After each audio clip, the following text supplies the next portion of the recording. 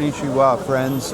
Today we are at Nishiki Market, which is this giant, sprawling food market in the middle of Kyoto. It's a lot more exciting than that other market I was at in Tokyo, which is kind of a joke, honestly. This one's got a lot going on. Ooh, I might get a pickled cucumber later. I love the pickled cucumbers. Let me show those. I'm probably going to keep the camera sort of looking out for... There's a lot more interesting stuff than my neck in this one. Yeah, so this is kind of like a crazy walk-through covered market. It's raining today, so I thought it would be great to kind of browse around. I actually, unfortunately, just ate a giant lunch that I had reserved. I'll add some footage of that. It was really good. But yeah, I mean, this is just absolutely crazy. Like, look at the sizes of octopus you can get with a quail egg inside. These gigantic oysters. It just kind of never ends. Yeah, I don't know. This stuff's super cool. I'm really finding Kyoto a lot more fun than Tokyo. I don't know, it's just nicer. It's kind of just feels like a big fancy shopping mall with all these Buddhists surrounded in Buddhist temples. What's not to love about that? So yeah, last night I did like one of the fanciest dinners that I had booked. It was this place called Kiyama, which is like a kaiseki style restaurant, which is basically all these like tiny plates that are sourced from like hyper local, you know, rare stuff that is really hard to find. It honestly wasn't my favorite kind of food, I don't think. I wasn't that blown away, but like the restaurant just has a great reputation and a really great like vibe of service. The guy makes these broths out of this like sacred well water that he carries every morning from a Buddhist shrine. And yeah, it was a lot of fun. I was sitting next to some like real deal like Japan food people. This white guy who had lived here for 10 years. He was like an expert on Japanese ceramics, and he was pointing out to me, to the two of us, me and the woman he was with, that like many of the plates that they were using and cups were like worth thousands of dollars and might have been hundreds of years old, and well, were in fact hundreds of years old. And that the chef who... It's interesting at these restaurants, like the name of the restaurant is just the name of the chef for the really good ones. And the chef's there every night, and it's just about the chef and his energy. He's also like a master champagne sommelier, as well as like a master sake sommelier. Not like a certified sommelier, but like that level, according to the guy. So yeah, it was really cool. That guy I was sitting next to gave me like all these crazy, really niche recommendations that I'm super excited about. That was the bakery that I went to this morning. Was from him and the girl he was with as well. So yeah, that was awesome. What else did I do? I guess yesterday, yeah, it was mostly Nara and the temples. I didn't really do too much after that. I kind of went to the gym. And yeah, this morning I wanted to go to the monkey forest, so stay tuned for the monkey forest tomorrow, hopefully. But because of the rain, I didn't think it would be the most fun.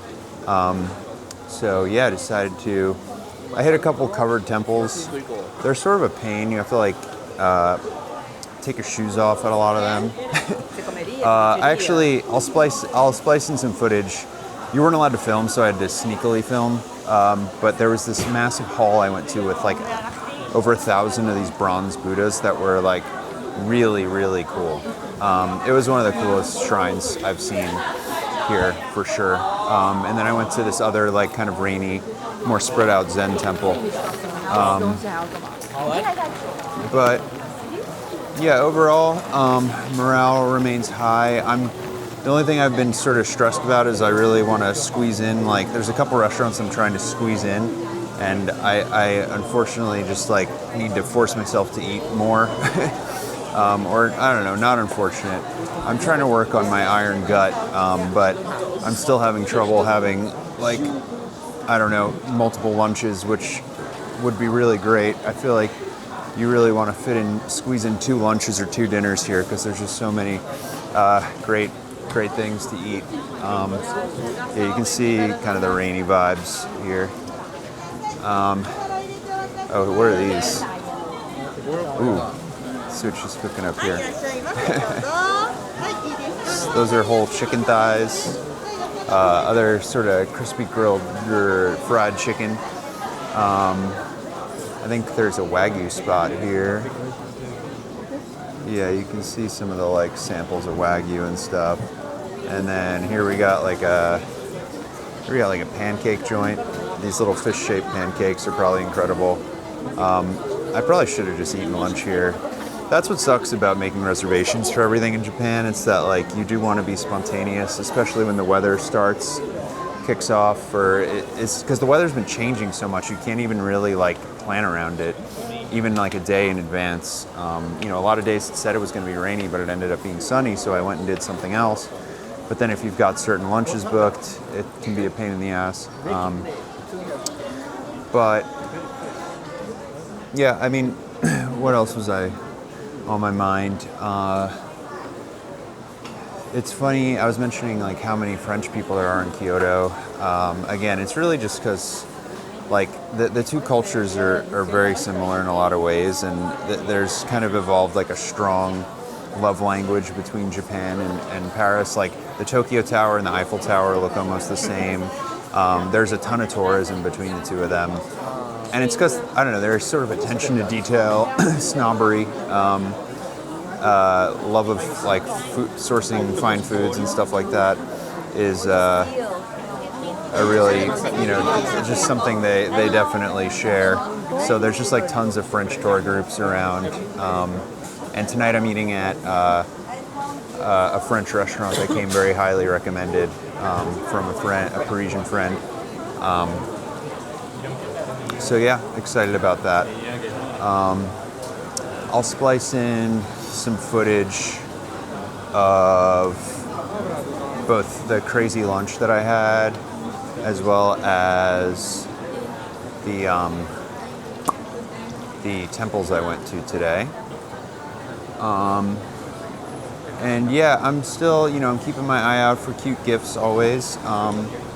For Mom, I have been looking for a duck, honestly, but I really haven't seen like a classic Tokyo rubber duck, which is surprising. But, I think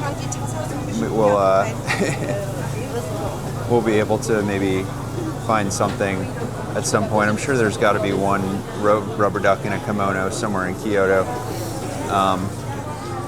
It's funny, all these places have like fake plastic versions of their food that kind of just draw you in, and then you have to look at the real food, because sometimes the real food's kind of looking a little stale. Like this sea urchin right here, if you look at it, like these are actually plastic recreations of sea urchin, which is kind of funny. Oh look, here's a florist.